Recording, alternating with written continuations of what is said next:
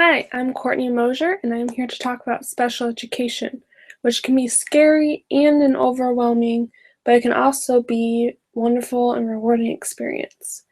If you have a child who has a disability, it is nothing that the parents or students should feel guilty about. Um, I feel like if they did something different, that there would have been a different outcome. Coming from experience, I've learned that the disability is nothing to be ashamed of, and you can grow from it, and it makes you unique. So throughout this presentation, we are going to discuss about what happened at the beginning of special education and how it started, and what parents and teachers can do to strengthen the child's learning experience, and what the benefits and information that children should be on to be in special education. So let's hop into learning about the content, and we'll go from there.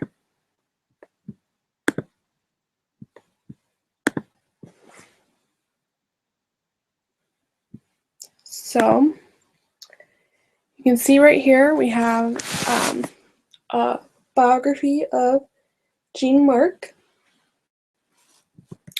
and it shows right here that he was a French physician who was an authority on diseases of the ear and on the education of students who were deaf, so students who could not hear.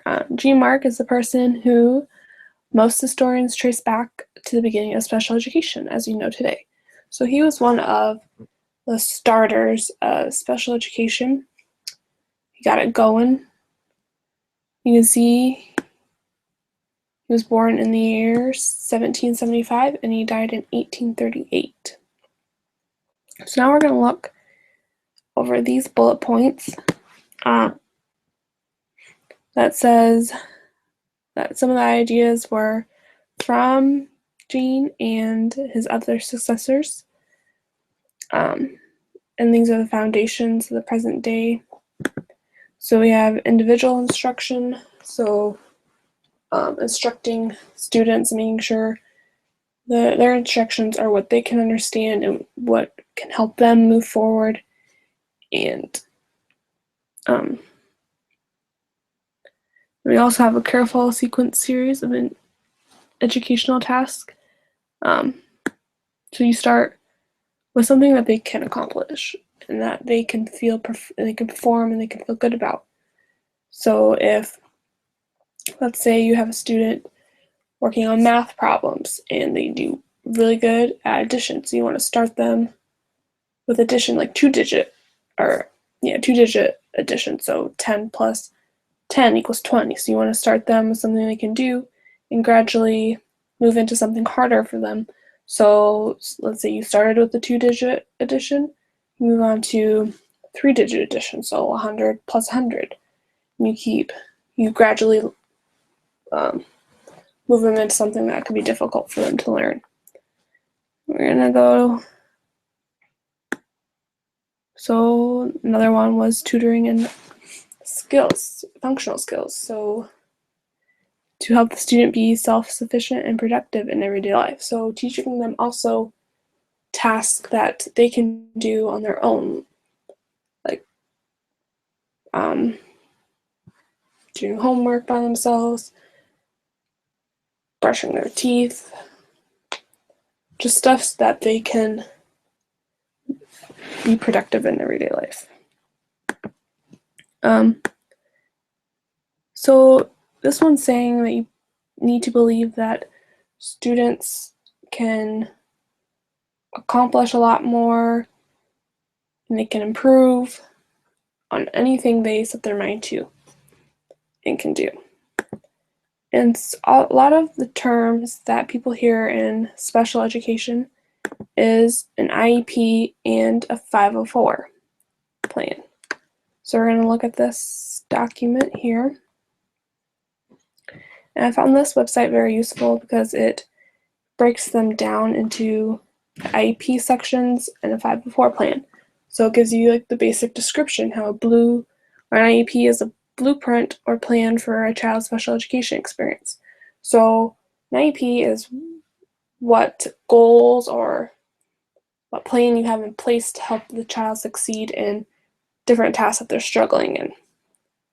And a 504 is a blueprint or plan for how a child will have access to learning at school. Okay. And then you may have heard about the Individuals with Disability Education Act. Okay, it's an act that specializes with children with disabilities. Okay, and then here, so an IEP falls under the Individuals with Disability Education Act, or IDEA. And then the 504 plan is this one, which is a federal civil rights law to stop discrimination against people with disabilities. So making them feel like they're not different than anyone else and letting them do tasks that other individuals can do. Here talks about the requirements and what you need to do to be eligible to be on them. In an IEP, you have to have one or more of the 13 specific disabilities listed in IDEA. So let's click on that.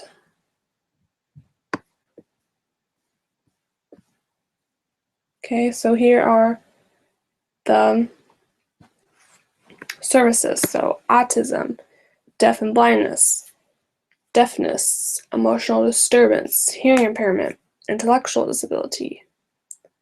And all these are like traumatic brain injury, visual impairment, which includes blindness. So they can be totally blind, and like the one over here, deaf and blindness, talks about being both deaf and blind. So it just breaks them down into, and here talks about if you have dyslexia or like a specific learning disability. And that's a disorder unrelated to intelligence, motivation, effort, or other known causes of low achievement that makes a child struggle in certain areas of learning. So if they have dyslexia and they switch letters around or words around, that could fall under an IEP.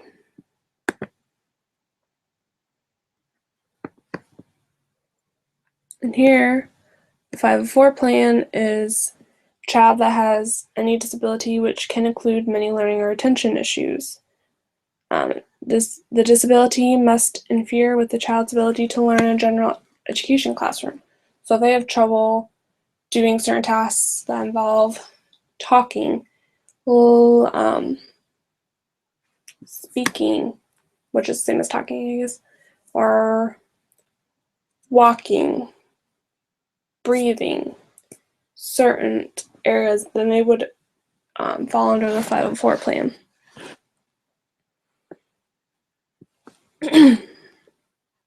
So a lot of people need to understand about an IEP team, which are people who creates the program or plan. And these are the people who need to be present at meetings, or the team for when the child gets an IEP. So you need to have the parents, first of all, you need to have the parents' permission to do any testing if you feel like they have certain disabilities that need to be taken care of. You need to have them at the meeting, at least one of their teachers, at least one special education teacher, a school psychologist, and a district representative with authority over special education services. Okay? And then it says here, with few expectations, the entire team must be present. So all these people have to be present to make the meeting go smoothly and to work. Okay? And for the 504, it's a little different because they're least specific. You need to have people who are familiar with the child and who are around the child and experience what they're going through. So you need to have the parent, the general and special education teacher, and the principal for them to create a program or plan that will work for the child. Okay. And in the plan for an IEP, you need to have like their performance levels, what they're doing in school, goals annually, services. So if they need a certain device to help them read or whatnot, you need to have that on there. How long, like when they start, how often they do it, and how long it'll last.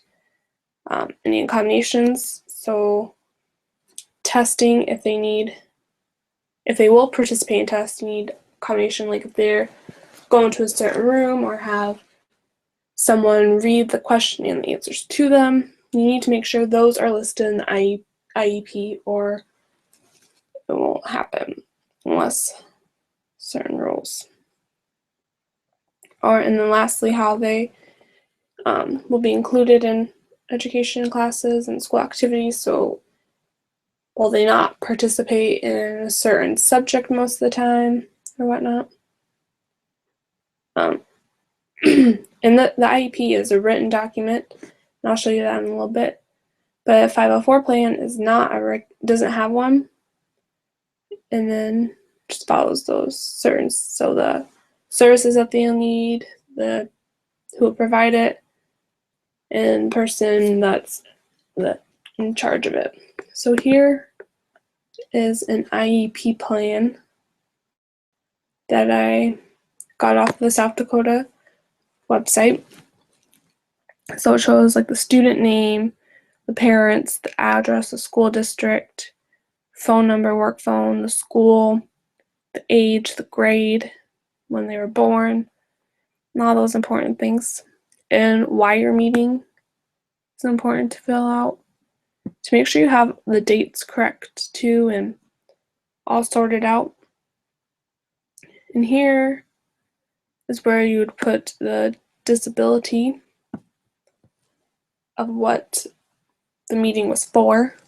So if the student had autism, you'd put autism, or if they had a learning disability or deaf blindness or deaf, then you would put those, and then the different people at the meeting. So if both parents are there, sign it. And then like the teacher, special education, and then these are for any other individuals that were participated in the meeting. You'd put them there. And here's important because you want to write what like the academic achievements, okay, and how it affects it. So if they're disruptive during PE or individual work time, see right that there. And these are just if they need Braille if they're blind or whatnot, and how long they would attend physical education. If they do it regularly, if it's not required or it's adaptive. And like here where it says Braille, you have down here for hearing aid.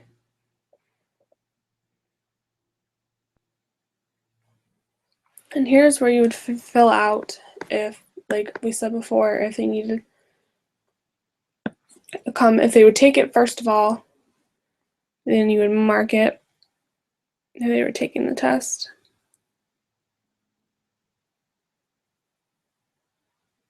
And these are the goals that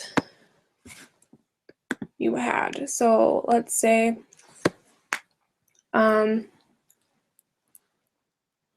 your child had Asperger's disease and he couldn't read emotional or facial signals. So you could write Brad will be able to recognize facial and emotional signals. And then down here says the procedural codes. So if there was observations, weekly tests, unit tests, conferences that you had.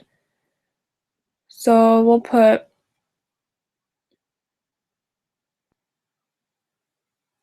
we'll put 5 here.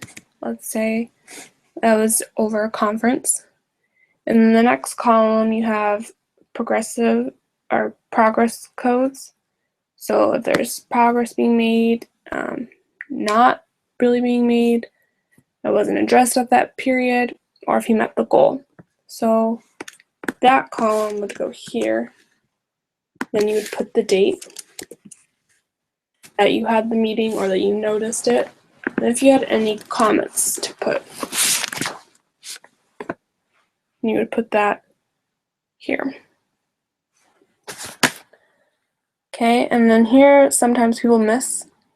So you would put it's quarterly that you're reporting or trimester and how you're reporting. So if you're having conferences with the parents, you would mark that box. Okay. And then there's other things. And here's short term. So if they're required to take an alternative assessment, then you would put things in here.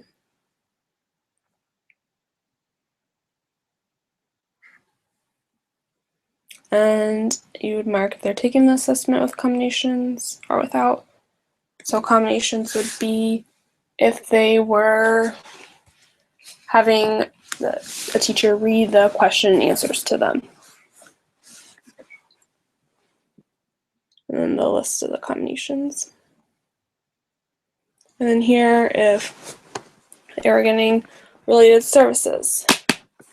So if they were getting speech and language therapy, you put how long. So once a week. Location could be the school, and the duration. So 1 year or quarter. And then you do that for each and every one of them. So that's an IEP plan that the parents, the teacher, and all those people will be going. And like I said, a parent must consent to have their child evaluated, so a teacher cannot give the student the test just because. They have to have the parents' consent to do it. The same for the 504 plan. They need to have their consent. And here they need, for the IEP, you have to have the parents' consent in writing. Okay. Here talks about the IEP plan, which must be reviewed at least once a year.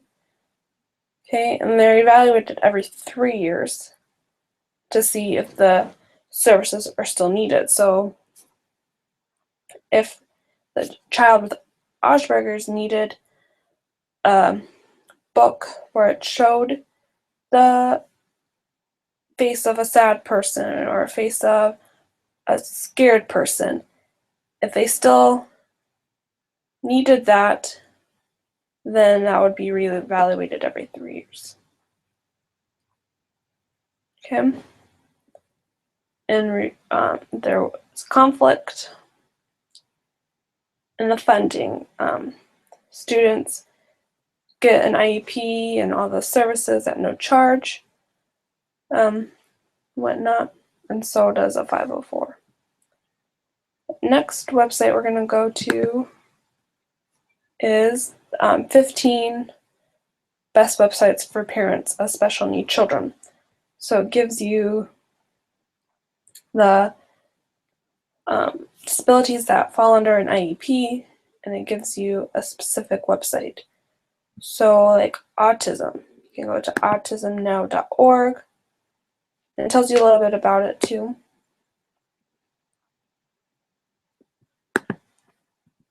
And it shows you latest news, count upcoming events. You can browse topics, so like family and relations. It gives you articles and events like a web seminar, blogs, and other resources. Then you can find help in your area. Gives you all stuff to fill out. Or we can browse by list of state. So we click on South Dakota. Gives you different services. So there's Rapid City, Millbank, Pierre.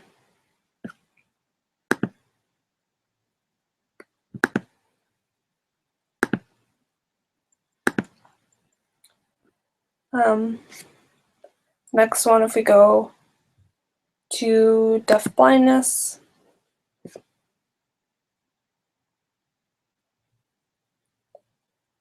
gives you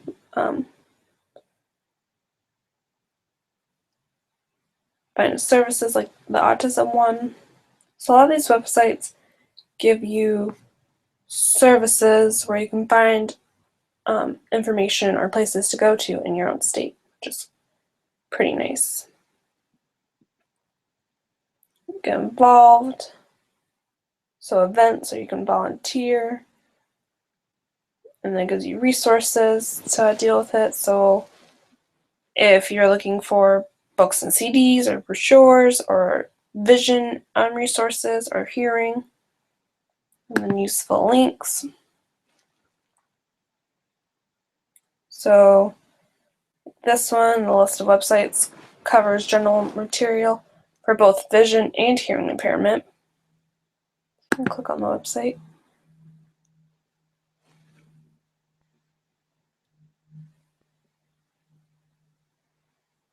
So this gives you information.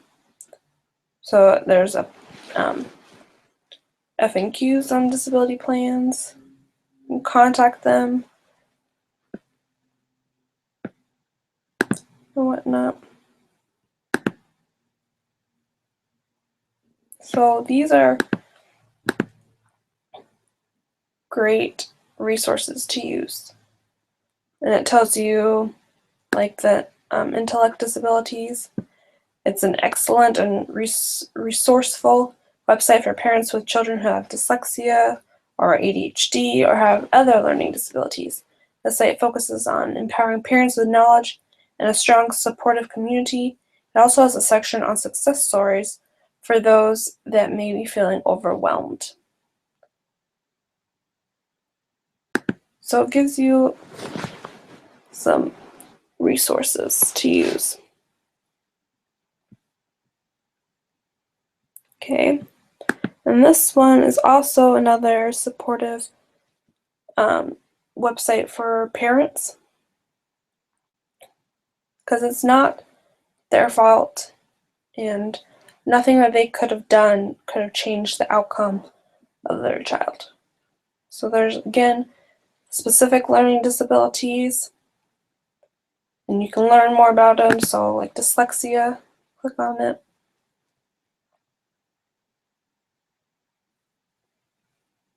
It gives you signs and symptoms, so they have trouble spelling, difficulty with written language, substitutes one small sight word for another, like I, he, the, there, was. And there's strategies that you can do as a parent or as a teacher to help the child succeed.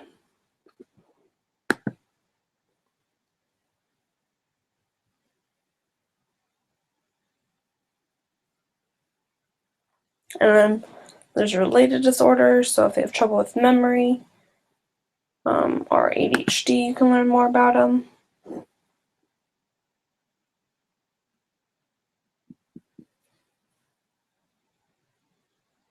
And what it is. about.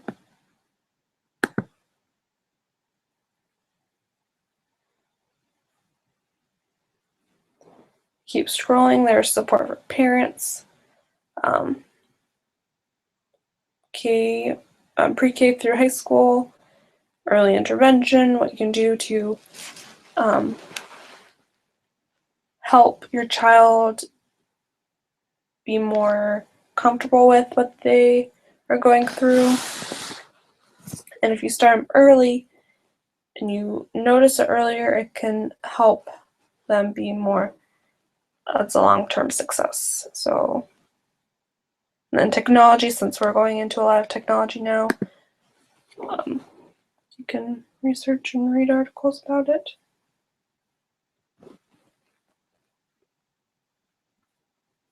And the next one, like I said before, I found the IEP program packet. So if your child is gonna be going through an IEP, you can research it. There's the documents, the webinars about different things, like the autism, whatnot. And here are the forums. This is where I found it. I just clicked on that one. And it opened up that. And then if you notices or consent,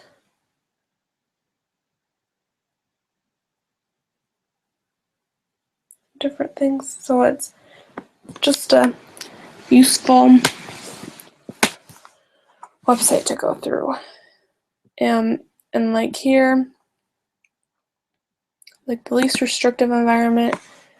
So your child should be spending time both in the classroom and the resource room if it's special education room, whatever your special resource room is. They should be spending some time in it, but they also should be spending majority of their time in the general classroom.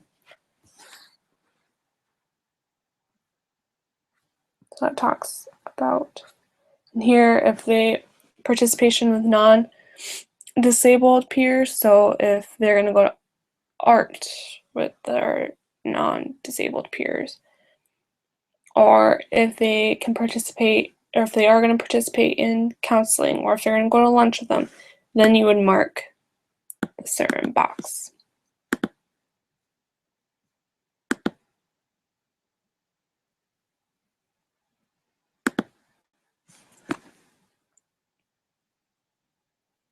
So your child, if he or she has a disability, she has or he has rights, and so do you. And make sure if you have questions that you feel free to ask, because we're all here to make the child's education experience better and help them in the future. And your child has rights to free, appropriate education, and like I said before, the least restrictive environment. So let's all work together to help your child.